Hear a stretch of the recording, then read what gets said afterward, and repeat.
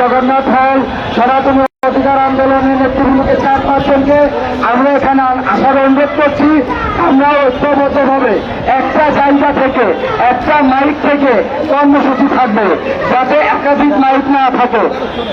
আমি নির্মলকে যারা আসেন সবাইকে নিয়ে আসার জন্য এখানে অনুরোধ করছি। আমরা 3-4 জন আসেন, এখানে 2-3 জন আসবে, 4-5 জন মিলে এখান থেকে একসাথে স্লোগান, বক্তৃতা এবং কর্মসূচি ঘোষণা সবকিছু এখান থেকে হবে। সবকিছু এক জায়গা থেকে হবে, এক জায়গা থেকে হবে।